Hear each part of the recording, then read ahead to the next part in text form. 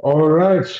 Good afternoon, everyone. Welcome to this week's Business Times Weekly Nigeria. In case you're just joining, this is the weekly podcast where we take some of the key headlines from the week, local and global, and discuss them. With me today is Oluwatobi Ademisi. Oluwatobi, good afternoon, and thank you for joining. How's your week been so far? Ah, It's been it's been very tedious for me. So Yeah. I'm currently going for exams. So Oh, I've been juggling a lot of things together. okay. All right. Yeah. So I promise to make this as brief as possible, but typically 30, 40 minutes we've done. So let's get into it. Let's start with Guinness Nigeria numbers. Q1 numbers for Guinness were out sometime a couple of days ago, and the numbers pretty okay. They declared an interim dividend. I guess long-standing shareholders would be happy with that dividend. But the part for me where I wasn't too pleased is revenue. I didn't see much revenue growth in the numbers. And when you drill down to operating profits, I think it dipped slightly, which, and luckily or unluckily for them, Guinness is the first major brewer to drop Q1 numbers. So a 4% growth in revenue to 122.7 billion, 17.18 billion naira in operating profits. But you had higher profits after tax due to finance income. So what were your thoughts on the numbers? And just broadly speaking, what are your thoughts um, on the brewery space as a whole?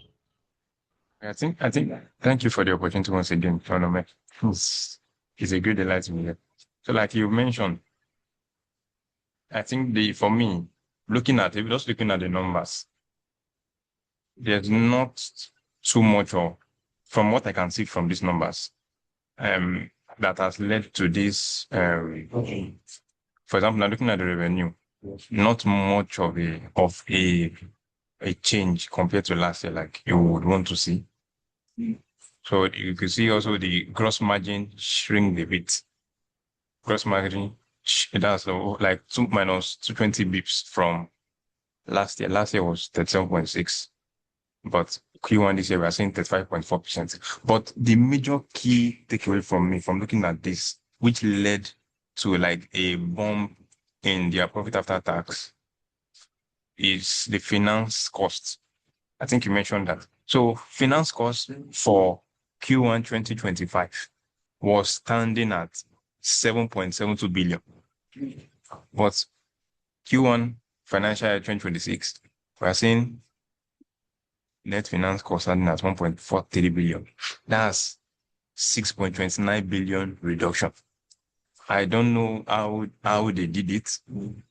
I don't know how they did it because looking at the current, um, how do I explain? It? Looking at the current business environment, you should be expecting that finance costs should rise a bit, seeing the growing concern of all that's been happening since this year began. But it's looking like for them, it's more of cost saving.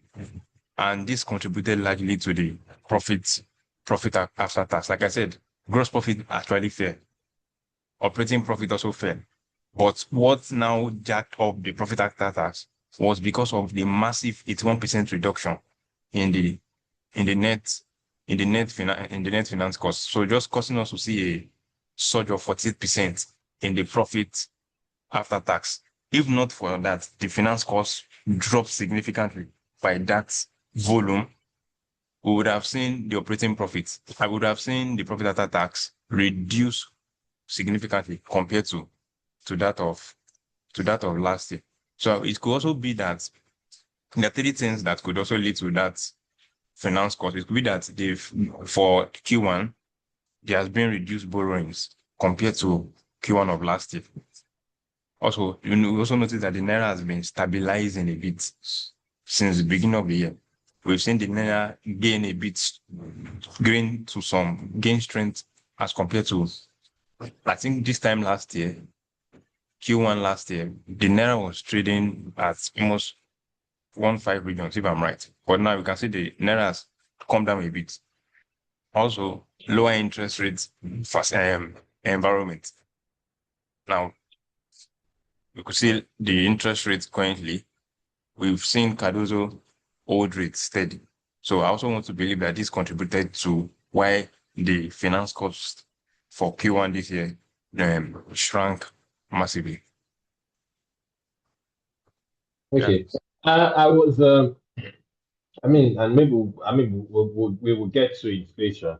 Well, one thing I've noticed when I look at other players in this space, especially the likes of Nigerian breweries, in fact, it almost became like a recurring joke on Nigerian breweries calls. People would ask them, do you plan to take more price increases this year? Because at a point in time, if a couple of years ago, you'd see yes, Nigerian breweries would take three, four, five price increases as well. Um, and with all that's happening globally, I think at some point in time, we're going to start to see these cost pressures start to push back. So, do Yes. you think, and the brewery space is a highly competitive one, um, do you think that maybe taking price increases would help with the top line and bottom line? Do you think would they be able to do that, looking at the environment they are playing in? It's a tight environment, and in some ways, Guinness Nigeria is kind of sandwiched between them because you have the Nigerian breweries, which has size and scale, international breweries, size and scale. Guinness is somewhere in between both. So, do you think they would have the elbow room to take price increases to deal with what seems to be an impending increase in operating costs, the raw material costs, and all that?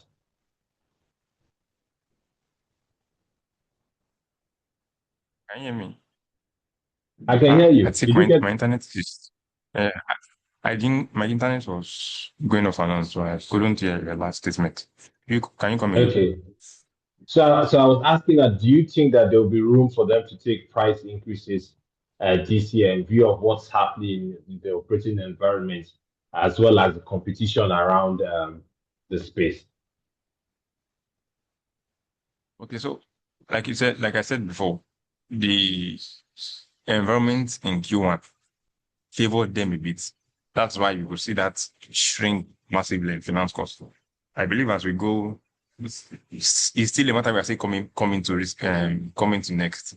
The issue of inflation, which will further lead to them hiking interest rates. So all these things are, I believe, all these things will further, and we're also seeing the naira kind of lose some strength again.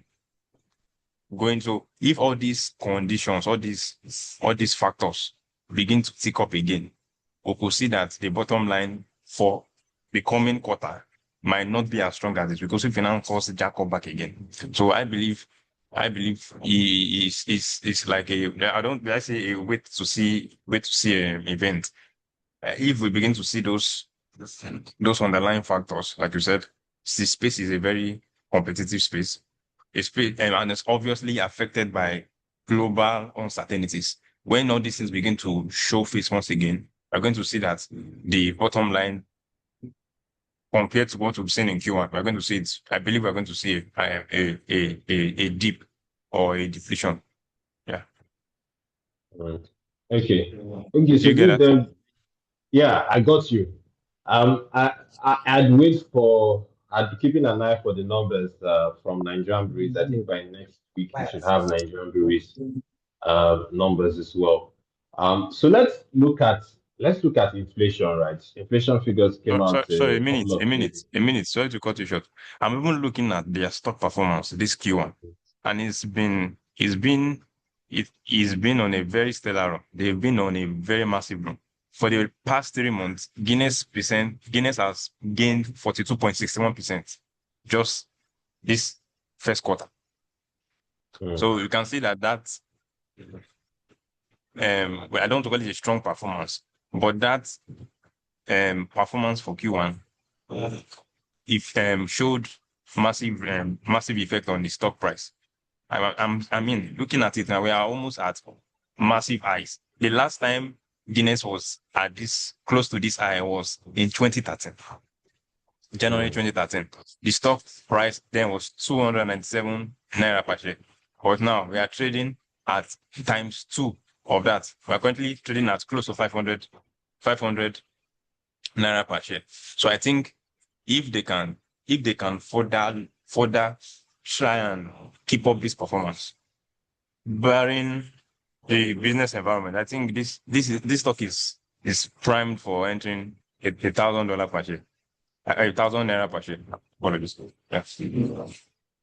Mm. Very possible. And I think when we look at the broader stock market, I think the index is up about 30 something percent.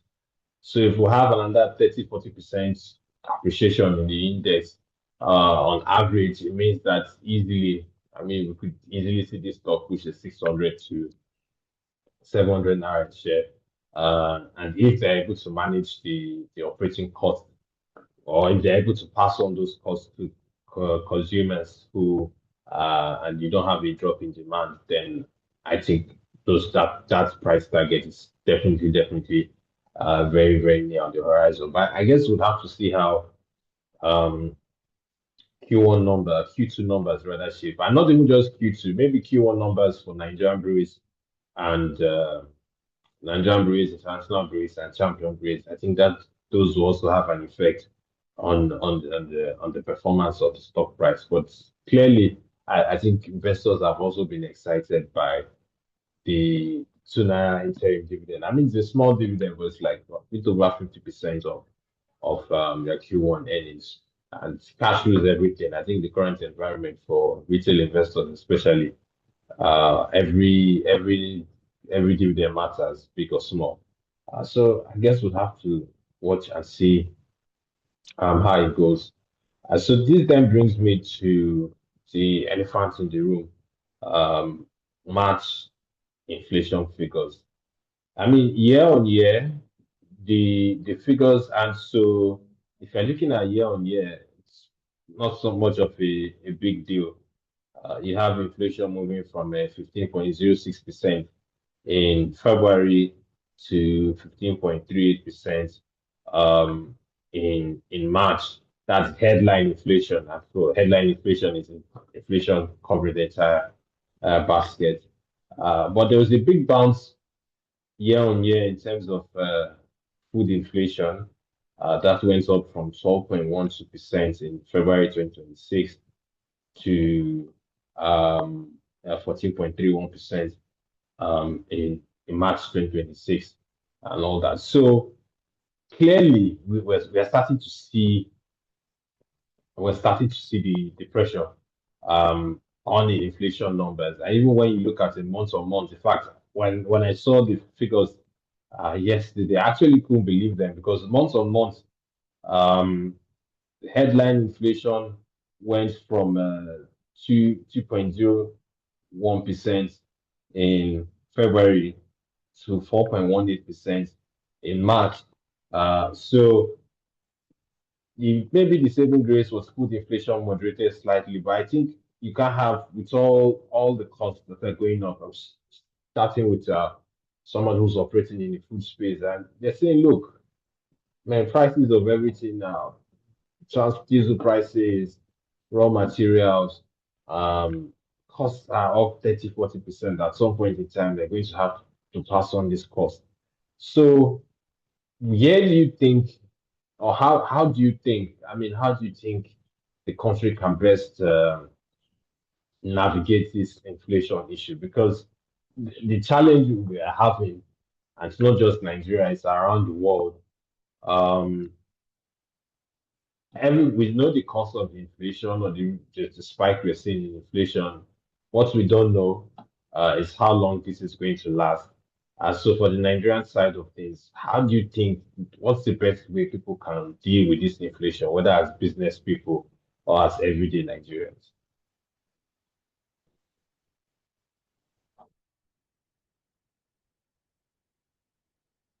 Yeah, Mitchell. I can't hear you. Apologies. I didn't know I was muted. Okay. Apologies. Okay, so from the way I see it now, the way I even gauge my own view of inflation in general is I look at the current macro environment that we are in now. Now, let's even look at current energy prices. We are seeing how it's already having an effect on fuel prices. We saw the back and forth with fuel prices. Was it not last month, early last month or late last month? And we saw how that had so much effect. For example, now where I work, we're going to office every time. We're going to office 5 times a week before I work on the island.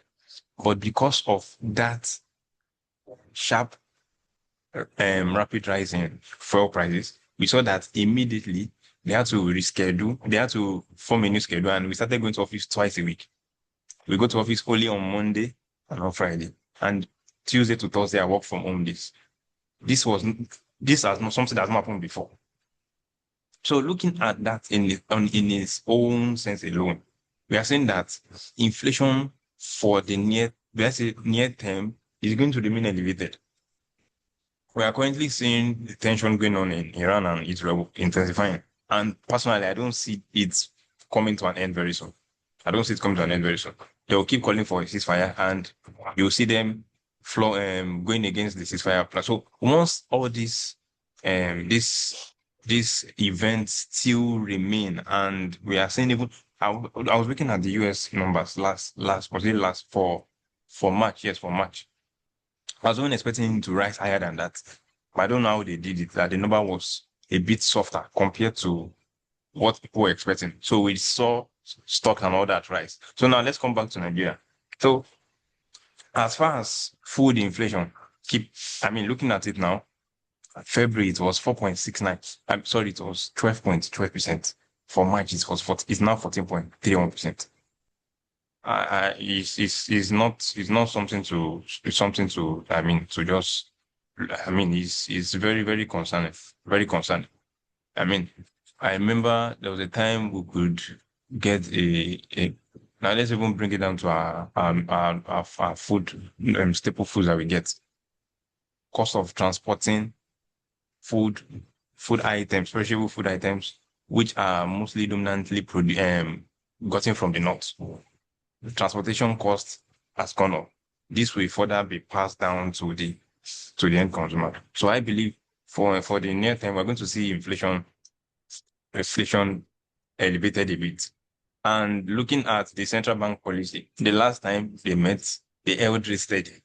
With this coming, with this coming out now, I won't be surprised if Cardozo changes his stance to maybe a a bit of a rate hike, and that will not be good at all. That won't be a very good story to tell. Yeah. So for what I think, I think for them to for what the government has to do now is, and we're even looking at it, election is very close, very close. So all these factors are going to further support the CBN tighten. They're going to tighten. They are going to tighten.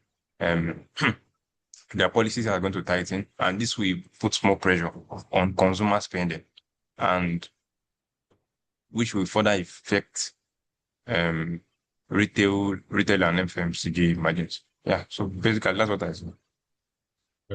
Okay. And I'm just wondering, um, there's this report I'm reading.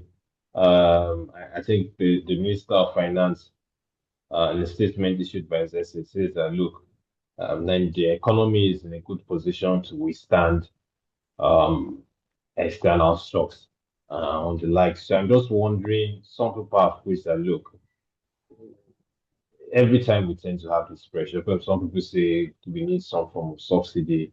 Obviously, Nigeria has a bad history with subsidies and the likes.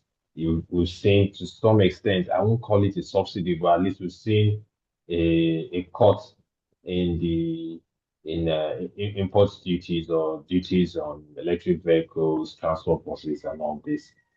So, do you think that look? there's no money for subsidies. But do you think that at bare minimum, do you think the government can look at how to reduce uh, duties on all these items, and just how best do you think the government can try and ease off the pressure? Because the pressure is there, the pressure is still coming, and there's no room from the budget side of things, the fiscal side of things. There's just no money for the government to act. So, what are the non-financial things you think the government can do to at least alleviate this pressure? I didn't get that well.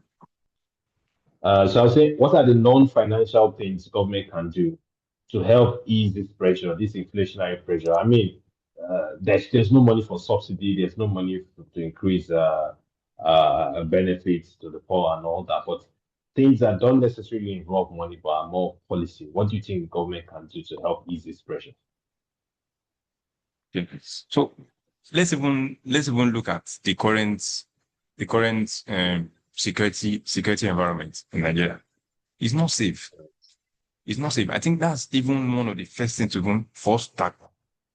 The security and insurgency problem is getting too much. We are looking at the news now. We're seeing kidnappings here and there. Places where most of our food items come from. Most of those lands are being ravaged by they call them unknown government, but we know they are non-government. So all this has further caused a rise in food inflation. I think the first thing the government needs to do first is to tackle this issue of security. I believe once they can tackle that, they can face that and tackle that. I believe we're going to see a bit of alleviation for some of the things we've seen. We will see them bring out policies on supporting local farmers, but a we can't see a scaling through of those policies. You hear them giving so many will I say grants to local farmers, but we're not seeing the fruit of those policies. So I think one, we need to first read tackling security issue. Once we can tackle the security issue, I believe we've solved at least maybe 50 to 60% of that issue.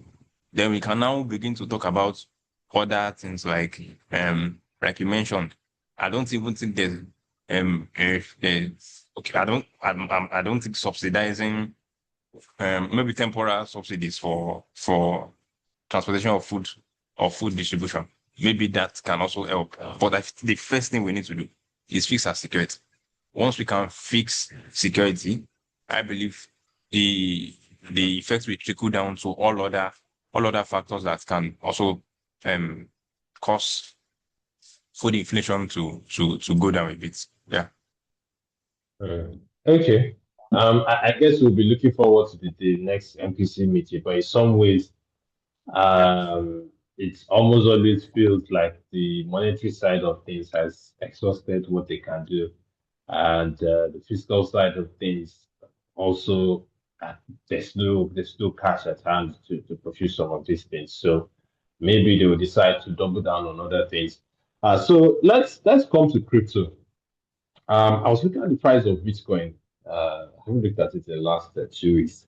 One would expect that with all the geopolitical tensions, one day things are calm, the other day things are gone up.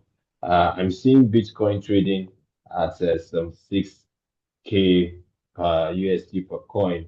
I'm seeing Ethereum trading at 2K per coin. I mean, crypto is constantly evolving. Back in the days, a couple of years ago, every time you had geopolitical issues like this, you see the price come down. But right now, I'm seeing crypto Bitcoin at 76K. Like 2, 3 weeks ago, it was like 68K, 67K. So, what do you think is happening? Is it that the market participants have said, okay, well, we can manage the current state of things, or is it that we are seeing a disconnect from global macro and crypto prices? What do you think is happening?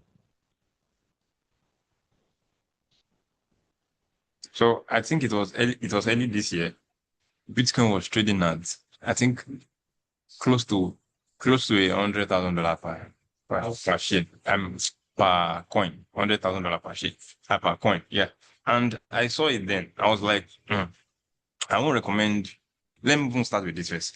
The introduction of ETF to crypto, I believe it aided so much inflow. I'm looking at the amount of inflow we've seen since that creation of the ETF. I think that was it 2024 before the election. I can't remember now. That was a game changer for crypto. It was a game changer.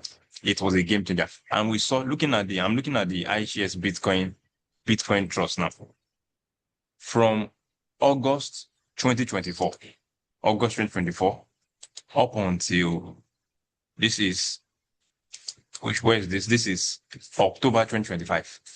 We saw 156% increase in the iShares Bitcoin Trust. That's the Bitcoin ETF.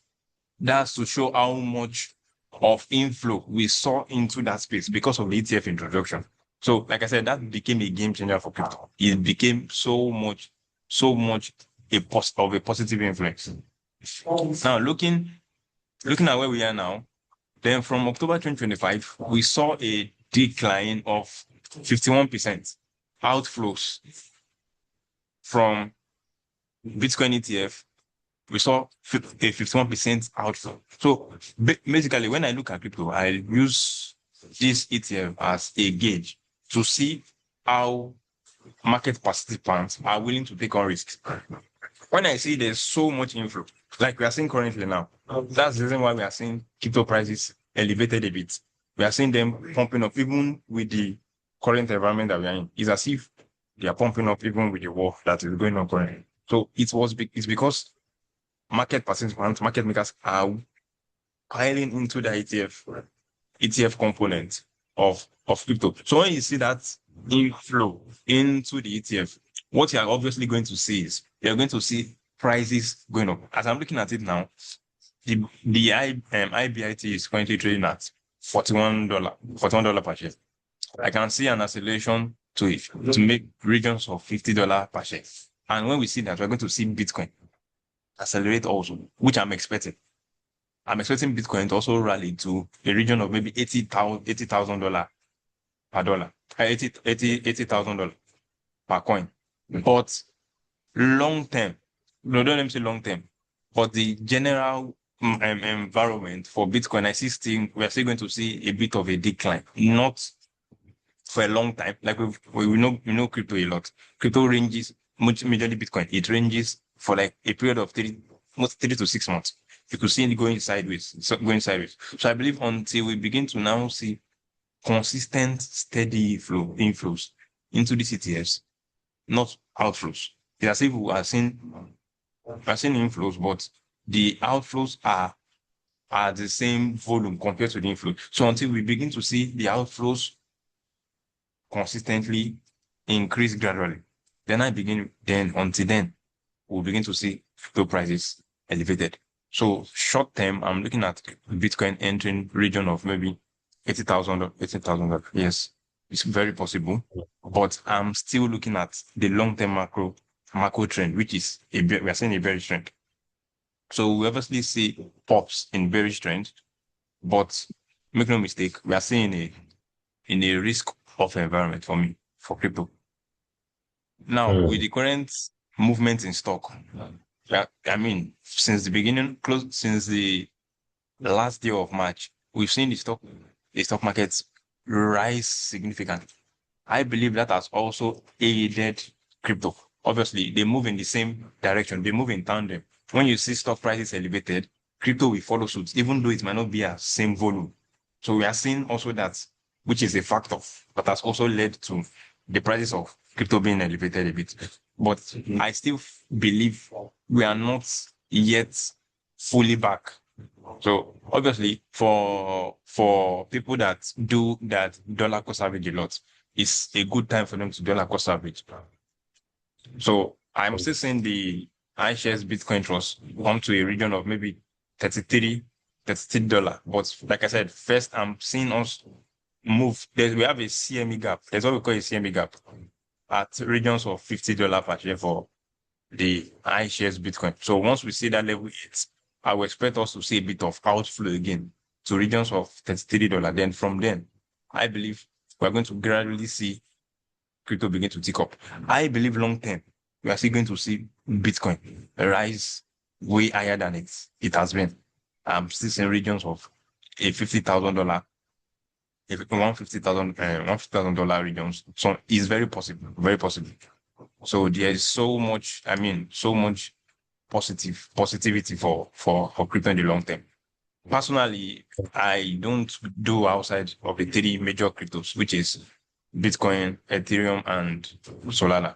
But majorly, if I'm to dabble into that space, majority of my focus will be on Bitcoin. Majority of my focus will be on Bitcoin. Yeah. Thank you. Oh yeah, I totally agree. I mean, Bitcoin is the biggest by market cap, it's the most liquid, and all that. Then maybe let's end with the US market. I think it was yesterday I was saying that you have the S&P 500 at an all-time high.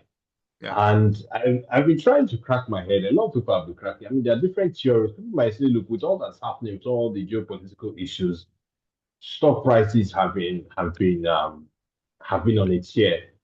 Some people are saying that, look, I think the world has kind of made peace with the current state of things. Some people might say, well, the tech stocks were badly beaten a couple of months ago and they're rebounding. So that's why I've seen a rebound in the market. Um, where do you stand? Why do you think we're seeing that with US equities? And where do you think we'll go from here? For major part of first quarter, I was bearish. I was bearish. We took the bearish trend we saw, which ended in March, took 3 months. It started in January and lasted for 3 months. The S&P futures was down 9.8% in Q1. But all of a sudden, it's still like I don't want to say it's a miracle to me. Something that took 3 months for us to dump that hard. We recovered that dump in the space of 3 weeks. It took 3 months for us to dump, but we recovered all those losses in the space of 3 weeks. I've not seen something like this. The last time I saw something like this was maybe COVID. After the introduction of the checks, we saw the S&P rise sharply. But this is, it's unprecedented. It's not something I've seen before, which makes me to a bit skeptic about this move. I'm not calling for personally with what I was looking at with the tension in Israel and Iran. I was expecting us maybe down to regions of maybe $6,000 dollars. That's 6,000 regions on the S&P. But we bottomed at 6,350. Then we are currently at 7,135. And now we also have to also look at seasonals, which is very, very important. April has in the past from past events has been one of the most bullish months for the S&P 500. April is one of the bullish months. So we do have a seasonal bottom majorly in March, April period, which I was anticipating, but somehow I missed it. So we have seasonal bottoms in March, April, which played exactly again this time, even though with the tension that was going on. So I also want to believe what happened was also because the market became numb to the words of Donald Trump.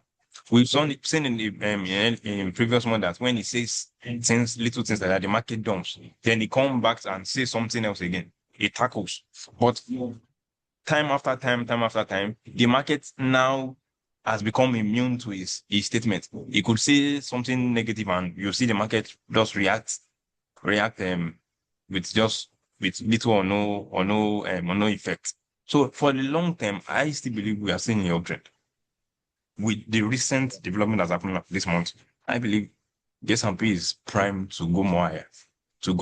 I believe we're in a super cycle. which I believe will last for the next 4 years.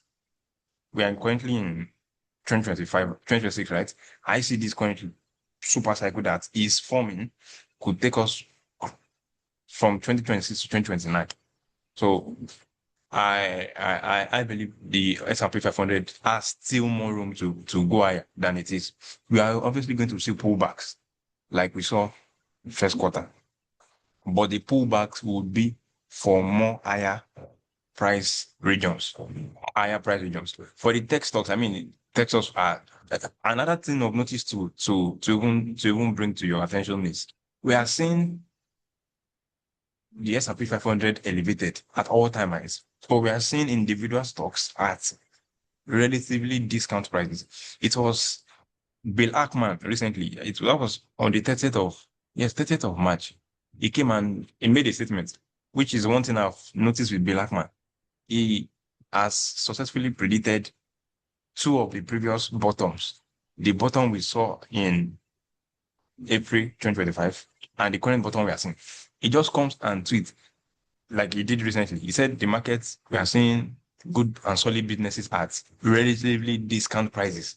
That it would encourage people to take on risk and get involved. And the next thing, we are seeing the S&P 500 at all-time highs. So personally, I would recommend individuals getting more on individual stocks because they are way. I won't even recommend index stocks currently now because to me, they are way higher than what I would want to put. So I bought for individual stock. For example, now Meta is almost down 30%. I obviously recommend buying more of individual stocks compared to piling into indexes. We obviously see pullbacks, like I said, but long term is I mean is so much. There's so much room to go higher. Thank you. Okay. All right. I guess I'll pay close attention. I mean, Meta I'd always paid attention to because the Meta I believe that the buy case for Meta is always there. Essentially, you have the biggest social media networks in the world. Billions of people use them every day. That's not changing anytime soon. And all that. But I'm just shocked, like really? Except, I mean, I, I, I was nobody anyway, nobody forecasted the war this year, so I guess it's kind of hard to forecast. And again, in some ways, people are used, as you say, people are used to Donald Trump going back and forth with things. So, thank you for joining. Thank you for giving me your time on a Friday afternoon when you could be doing so many other things. And hope to catch you a couple of months from now. Let's see how maybe by half year. Let's see how the Nigerian Yeah, economy and the rest of the world yeah. fares. So, all the best in your exams and take care.